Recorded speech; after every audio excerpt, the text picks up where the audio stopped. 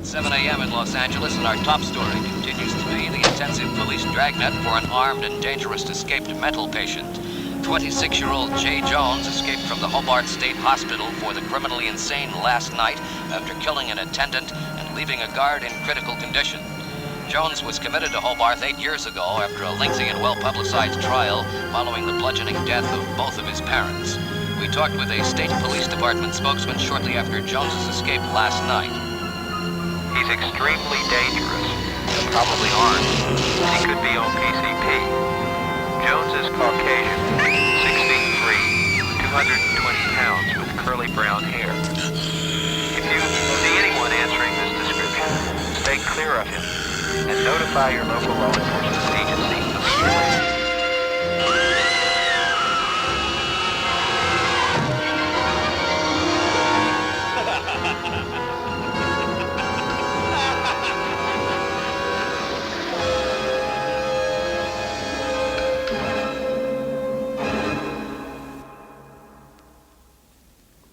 Hello, welcome, bienvenue, benvenuti. Bienvenue donc à tous et à toutes pour cette vidéo où je veux vous présenter un petit slasher assez peu populaire mais dont je pense la plupart des fans de ce genre de film doivent probablement connaître. Je parle du film Home Sweet Home, plus connu en France sous le titre La Nuit du Seigneur. Un film qui est sorti en 1981, une année assez importante dans le slasher, en tout cas pour ma part, puisque par exemple on y compte tout un tas de slashers dont certains que j'apprécie plus que d'autres. Par exemple, on y trouve Bloody Birthday, Bloody Moon, The Burning, Dark Knight of the Scarecrow que j'ai déjà critiqué sur ma chaîne, The Demon, Eye of the Stranger, Final Exam, Graduation Day, Halloween 2, Friday the 13th Part 2, Happy Birthday, sans oublier le fameux My Bloody Valentine.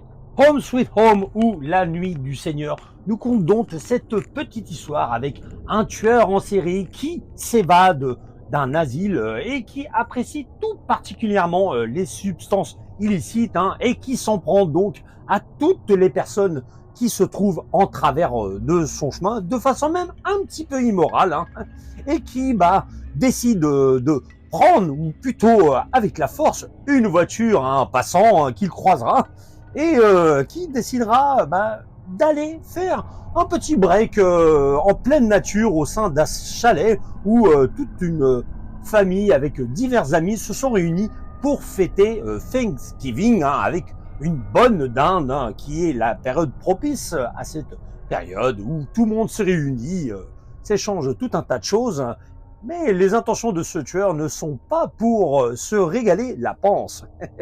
Au sein de ce chalet, nous y retrouvons donc la famille Bradley qui, avec leurs 2 enfants, une petite fille et un grand jeune homme particulièrement tout de blanc vêtu, notamment sur son maquillage, rappelant un peu le groupe musical Kiss.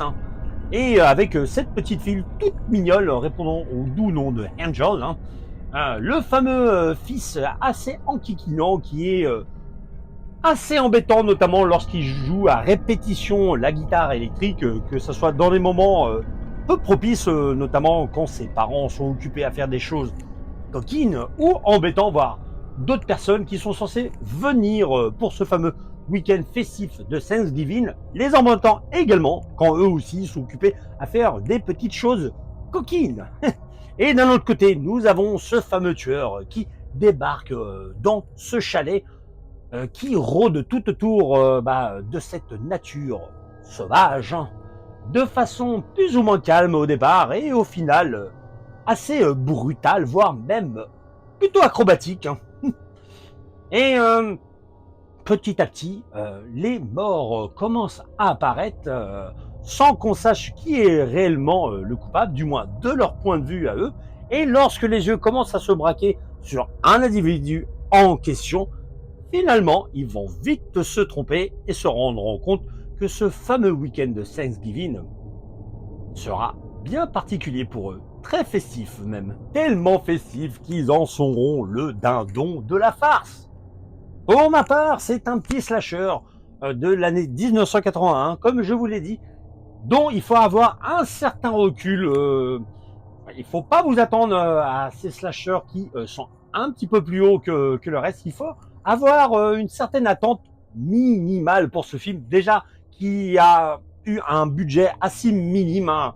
À vrai dire, ça se ressent déjà sur les décors, ne serait-ce que sur le chalet. On se demande vraiment, est-ce réellement un chalet? C'est supposé être un chalet, mais bref, ça se ressent également voilà, sur les meurtres qui ne sont pas spécialement graphiques. Je pense que pour ceux qui attendent des déluges à la Friday the 13th ou The Burning, vous risquez d'être déçus. Mais, si vous avez des attentes un petit peu plus basses, je pense que ça devrait vous plaire. Surtout qu'au final, il est assez amusant. Amusant, ne serait-ce que par rapport à son tueur, qui est un petit peu le personnage central de ce film au final. Hein, à faire des grimaces, à avoir certaines acrobaties, notamment dans ses façons de tuer, notamment sur une scène. Bon, je veux pas en venir là tout de suite, mais rien que sur déjà le début du film, hein, qui commence vraiment tambour battant, avec un personnage qui se trouve dans un véhicule qui d'ailleurs rappelle fortement le véhicule que nous voyons dans le Halloween de John Carpenter. Hein.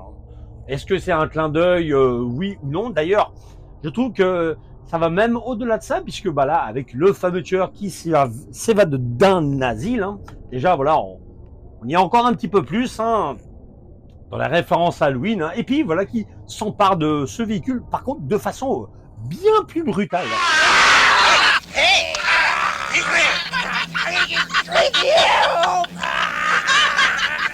Et qui conduit de façon toute simple ce véhicule. Alors bon, au-delà de ça, c'est quelqu'un qui semble être visiblement un toxicomane, hein, quelqu'un qui est passablement fou de là-dedans, hein, un bazzo, et qui fonce à toute allure, et on a même d'ailleurs une scène qui pourra peut-être en choquer certains, ou du moins qui, à l'époque, a dû certainement en choquer beaucoup, j'en suis sûr.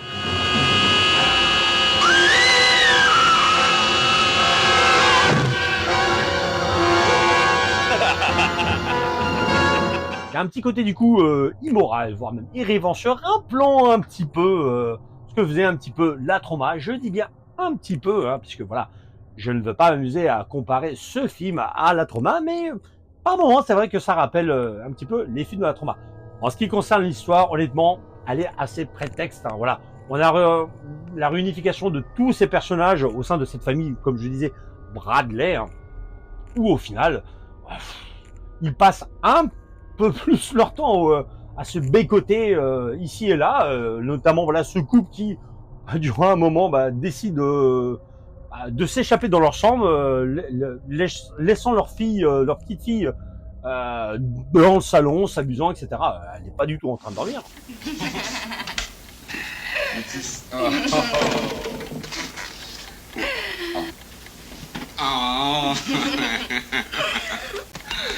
Et voilà, avec ce fils qui est maquillé tout en blanc, assez insupportable, hein, qui rappelle d'ailleurs un personnage dans le 3e opus de Friday the 13th, hein, personnage qui d'ailleurs nous permettra par la suite d'avoir ce fameux masque de hockey. Donc ce personnage du fils, le grand dadais, qui est assez agaçant tout au long du film. Hein. Je dirais que d'une façon générale, c'est assez compliqué de se faire à l'acting.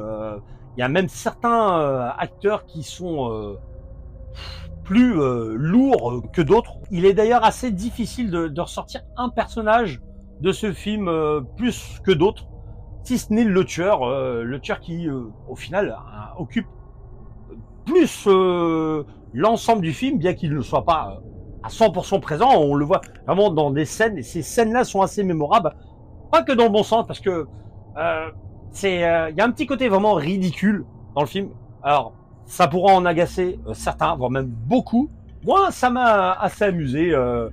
Comme je vous dis, voilà, il a une façon bien à lui de s'en prendre aux gens. Ne serait-ce que sur la première scène de meurtre, lorsqu'il va dans ce fameux chalet, hein, c'est une chose dont on s'attend pas beaucoup. Alors c'est une scène plutôt acrobatique, hein, la façon dont il s'y prend pour tuer le personnage. Hein.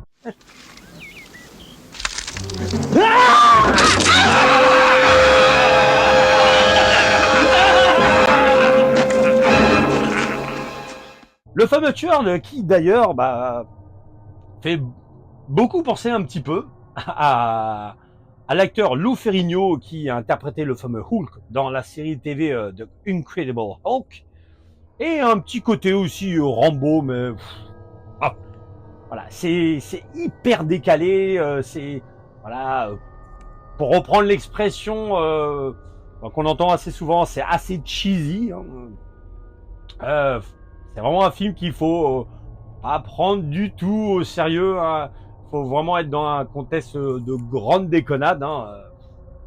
Comme je disais, voilà, le film pêche un petit peu, voilà, par son manque de budget évident. Et aussi sur ces meurtres. Alors les meurtres, il y en a beaucoup. Ça c'est plutôt une bonne chose. Malheureusement, ils sont tous sauf graphiques. Alors, est-ce qu'il y a eu une éventuelle censure, notamment de la MPAA à l'époque, hein, qui, comme vous le savez, en 1980 et même au-delà, a pas mal censuré tous ces slashers. Comme je vous dis, voilà, c'est cet aspect assez comique qui s'en dégage hein, de ce slasher. C'est un comique voilà, assez involontaire. Hein.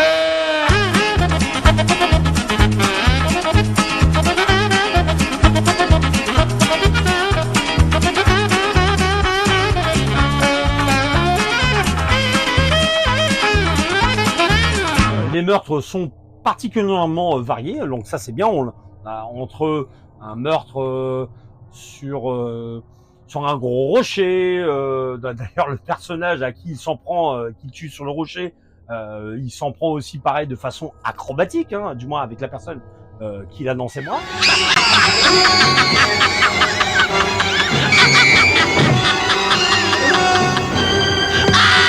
On a aussi des meurtres avec une sorte de couteau un peu comme Rambo avait.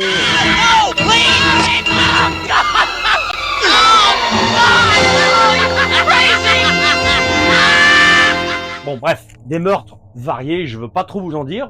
Je pense qu'il serait intéressant de découvrir ce petit slasher de 1981. Encore une fois, il ne plaira pas à tous, j'en suis quasiment certain. Il y a un rythme plus ou moins soutenu, mais on a des moments vraiment d'une mollesse. C'est assez consternant par moments en termes des fois de réalisation. On a ces scènes de meurtre qui sont plus ou moins dynamiques, hein, et puis on a des scènes de dialogue qui sont plats comme la mort. On s'intéresse au final que trop peu, voire pas du tout aux personnages. Il n'y a aucun personnage auquel on peut s'attacher, voire même se lier, hein, c'est simple. Hein. Et puis il y a même des personnages où on se demande mais quel est au final leur intérêt, quoi. Ne serait-ce que sur les policiers qu'on voit dans une scène un peu bêta, mais bon, fallait bien les placer là. Hi. Hi. Yes, sir. Did I do something wrong? Yeah, you're in direct violation of Section 22350 of the California Vehicle Code. Well, no, you girls haven't been drinking tonight, have you? Oh, no. Can I see your driver's license? All right. It's right here somewhere. You're not really gonna give me a ticket, are you? De façon à ce que ça fasse le lien avec le final. Is that thing loaded? I hope so. Let's go do it. Un final qui là aussi me rappellera peut-être même également à vous, le final de Friday the 13th Part 2, et même un petit peu celui du 3e opus. Hein. J'en dis pas plus, vous le verrez bien par vous-même. Bon, pour ma part, c'est, comme je dis, un film qu'il faut avoir un certain degré de tolérance. Alors, c'est vrai qu'il y a certains films que j'ai pu parler sur ma chaîne dont j'ai eu beaucoup de mal, hein, comme le fameux Demon Spirit ou le fameux An Appointment with Fear, Rendez-vous de la peur. Voilà, celui-ci m'a plutôt amusé. C'est une sorte de slasher, un slasher ridicule, tout simplement, mais ridicule dans le sens positif.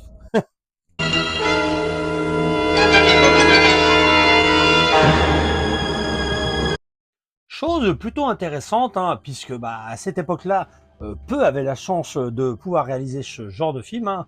Ce film a été réalisé par une réalisatrice. En effet, c'est Nettie Peña qui s'est occupée donc de réaliser ce film. Elle a essentiellement travaillé pour la télévision. Peut-être est-ce notamment à cause de cela que le rythme du film est assez inégal. Hein. Alors, si ce n'est, voilà, comme je le disais, dans les scènes de meurtre, bon, voilà, est-ce que c'est du fait qu'elles sont de façon involontaire, humoristique, que du coup ça donne cet effet intéressant, amusant, mais voilà, il y a un rythme, en tout cas juste sur vraiment ces scènes-là, hein, et encore, je dis un rythme, attention, si vous avez ce degré de tolérance, comme je disais, sinon c'est assez plat-plat. Par moment vraiment c'est assez difficile de suivre le semblant de suspense qu'on essaie de nous y mettre, même avec les quelques scènes de musicales qui sont censées intégrer un minimum de suspense. Hein, en termes de réalisation, c'est compliqué, vraiment à ce niveau-là, mais ça fait le job. Comme je disais, voilà, c'est une réalisatrice qu'on a surtout retrouvée au niveau de la télévision. Elle a essentiellement travaillé auprès de la chaîne CBS. Hein, une réalisatrice qui a essentiellement travaillé tout du long de sa carrière, soit en tant que réalisatrice, soit en tant que monteuse pour la télévision, tout simplement. Au niveau des acteurs, bien entendu, le premier dont je vais vous parler n'est autre que le tueur incarné par Jake Stanfield. Hein. Jake Stanfield avec son physique assez imposant qui, comme je le disais, rappelle pas mal, je ne sais pas ce que vous en penserez, voire même ce que vous en pensez pour ceux et celles qui l'ont déjà vu, Lou Ferrigno, hein, puisqu'il a vraiment un physique assez imposant. Voilà. Vous vous en rendrez compte bien par vous-même, qui rappelle beaucoup le Lou Ferrigno, avec des pectoraux assez imposants, vraiment, il a une taille vraiment assez démesurée, hein, qui du coup rendent ces scènes de meurtre assez amusantes, voire même plutôt amusantes, hein, tout simplement. Hein. Alors c'est un acteur qu'on a pu retrouver beaucoup dans des séries télé, hein, comme Simon & Simon, The Amazing Stories, vous savez, l'histoire fantastique, qui était une série créée par Steven Spielberg. On l'a également retrouvé dans Big Brother Jake. C'est une série qui a duré 4 saisons, où il était d'ailleurs le personnage principal incarnant donc le fameux Jake. Hein. On l'a également retrouvé dans Dream On. Hein. Et enfin, on l'a retrouvé au sein de la série animée King of the Hill.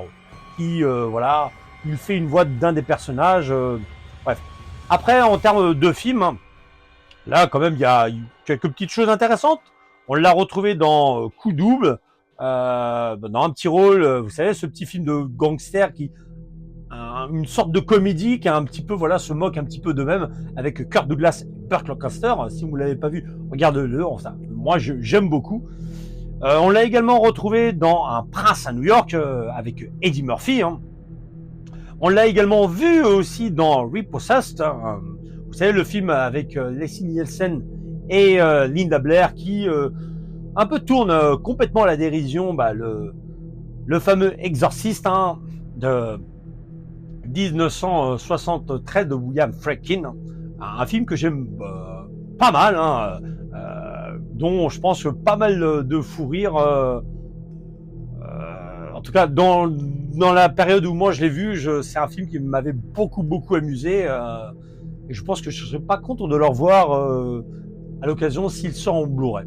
Autre rôle, même si c'est pas un personnage spécialement important, qu'on voit à différents moments du film, l'actrice Vinessa Shaw, la jeune petite fille de ce film, qui incarne donc le personnage d'Angel. Alors, en termes de film, on l'a retrouvée cette actrice dans Hocus Pocus, hein, vous savez, avec les 3 sorcières. C'est un film qui appartient au catalogue de Walt Disney. Après, on l'a également retrouvé dans Eyes Wide Shut. Hein. On l'a également retrouvé dans 40 jours, 40 nuits. Également dans La colline des yeux, le remake de Alexandre Aja, bien évidemment. Et on l'a également retrouvé dans le film 3 heures pour Yuma.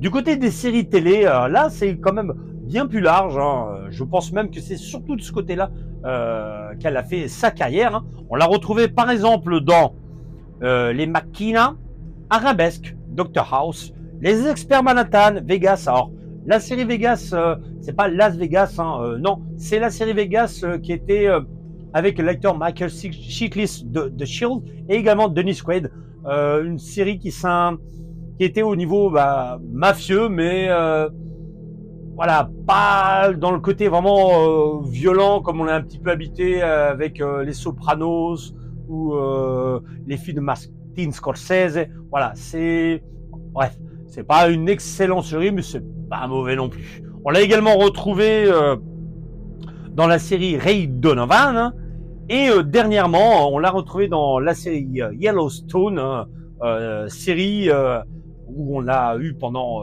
4 saisons l'acteur Kevin Costner, qui malheureusement n'est pas revenu pour la 5e et dernière saison.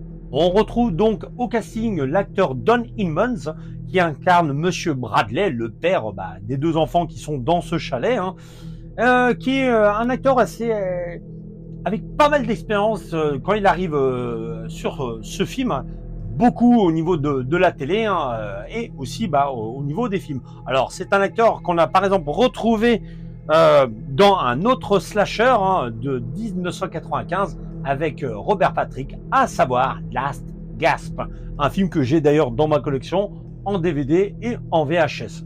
On l'a également retrouvé dans la série Rick Hunter, hein, et dans tout un tas d'autres séries des années 70, 80, voire même 90. Hein, donc un acteur qui a essentiellement fait sa carrière au niveau de la télé.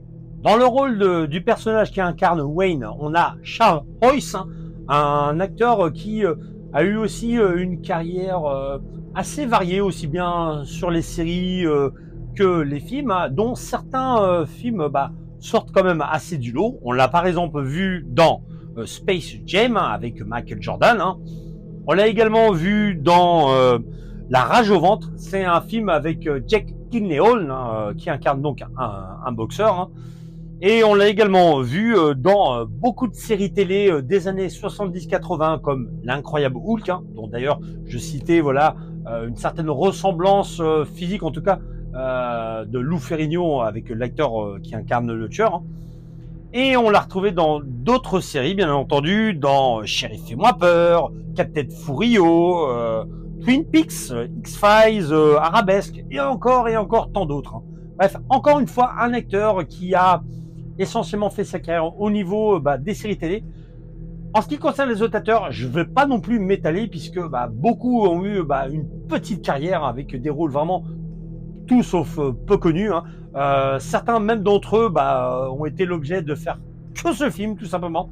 C'est peut-être pas pour rien non plus que leur jeu d'acteur n'a pas retenu l'attention d'autres réalisateurs. Hein. Voilà. Je veux pas non plus être de mauvaise langue, mais si vous voyez ce film, vous comprendrez pourquoi on n'a pas retrouvé certains d'entre eux dans d'autres films. Thomas Posch, qui a écrit ce film, hein, ça a été le seul et unique de ces scripts qu'il a fait durant toute sa carrière. Mais il faut savoir que au sein de sa carrière, il compte quand même quelque chose d'assez important, hein, du moins dans le domaine horrifique, en dehors de ce film. Hein. Il a travaillé comme ingénieur du son sur le fameux Evil Dead 2 de Sam Raimi. Donc, ma foi, c'est plutôt sympa d'avoir ce genre de choses dans son CV. Sinon, encore une fois, il a eu la quasi-totalité de sa carrière à la télévision, tout simplement. Au niveau des effets spéciaux et des maquillages, bien que, comme je le disais, ils ne sont pas spécialement très graphiques, hein, mais il y en a quand même quelques-uns, mine de rien, on retrouve Charles Spurgeon hein, et également son assistant Steve Laporte. Pour ce qui concerne Charles Spurgeon, hein, on l'a retrouvé qui a travaillé tout de même sur le fameux Jaws de Steven Spielberg, hein, donc n'est pas des moindres, hein, mine de rien. Hein. Mais malheureusement, sa carrière n'a pas décollé, contrairement à son assistant qui, lui, a travaillé sur des films qui ont un certain renom, hein, mine de rien. Hein. Par exemple, on l'a retrouvé sur The Howling, on l'a retrouvé également sur The Strong Thing, également sur The Goonies, Beetlejuice, Running Man, la version avec Arnold Schwarzenegger. Hein. On l'a également retrouvé sur Terminator 2 et dans d'autres films. Donc vous voyez, il a un beau petit CV, mine de rien, celui-là. Au niveau des anecdotes, c'est un film qui, en Angleterre, a fait partie, malheureusement pour lui, de ces fameuses vidéos nasties. Hein. Vous voyez, la liste est assez conséquente. Hein. Et il a été dans cette liste, tout ça parce qu'il comportait beaucoup trop d'obscénité et diverses scènes dénudées. Il n'y en a pas des tonnes, hein, d'ailleurs. Pour l'amateur de gros lolos, voire même de scènes complètement de nudité, bref, vous risquez de vous embêter. Alors, encore une fois, je dis pas que c'est le néant, mais pas grand-chose. Mais c'est suffisant pour l'avoir intégré dans ces fameux vidéos nasties. Alors, comme je le disais plus tôt, il fait partie de ces rares films, surtout au niveau horreur et donc slasher, où nous avons donc eu une femme. Hein. Sinon, on a également le fameux Slumber Party Massacre, mais à cette époque-là, rares étaient les films à avoir des femmes au niveau horrifique. On peut également y compter quelques années plus tard, bien entendu, Catherine Bigelow, hein, qui réalisera Near Dark, un film que j'aime beaucoup, bien qu'il a un petit peu vieilli. Et voilà, il y en a encore d'autres, mais c'est vrai qu'à cette époque-là, au début des années 80, il n'y en avait pas beaucoup. Et dans le genre horreur, situé en période de Thanksgiving, là aussi, il n'y en avait pas des tonnes. Hein. C'est vraiment une période où on sait le cinéma d'horreur et surtout le slasher, c'est assez peu intéressé. Il y a quelques films, mais sinon en général, ça a toujours été la période d'Halloween, la période de Noël. Enfin bref, à noter que le début du film, la scène d'ouverture où on découvre donc le tueur, l'arrivée du tueur et qui s'en prend assez rapidement à deux personnages, notamment voilà le premier personnage masculin, on va dire qu'il éclate hein, tout simplement pour obtenir un véhicule. Hein. Cette scène-là avec celle qui s'ensuit où lorsqu'il prend le contrôle du véhicule et qui, de façon un peu immorale, décide de s'en prendre un personnage d'un certain âge, on va dire. Cette scène-là a été tournée à Porter Ranch qui se trouve à 30 km de Los Angeles. Alors, au niveau des petites gaffes qu'il y a durant le film, si vous les remarquez, et je pense que vous allez les remarquer, à moins que vous vous en souvenez.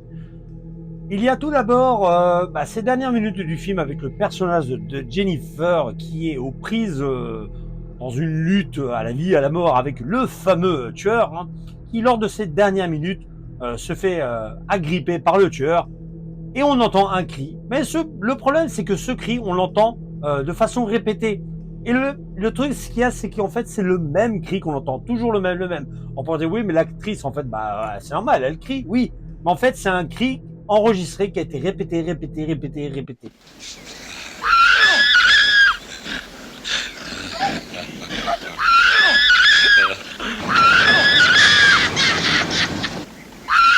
Ça fait un peu tâche, hein.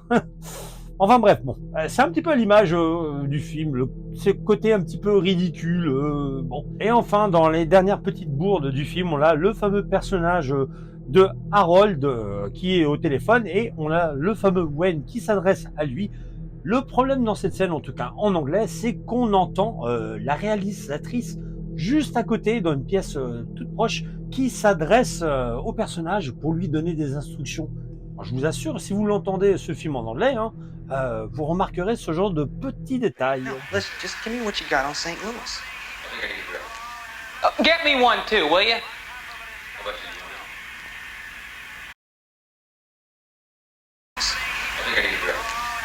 Get me one too, will you?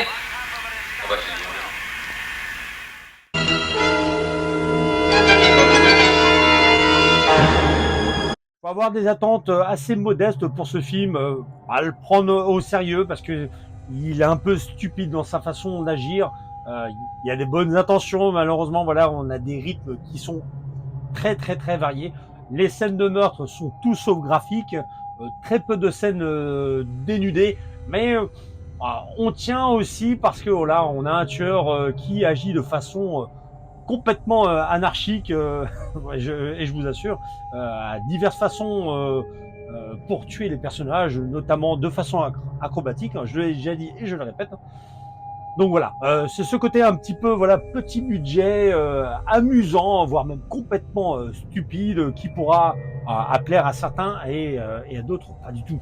En matière d'édition physique, bah moi j'ai l'édition DVD anglaise, hein, Home Sweet Home. Hein.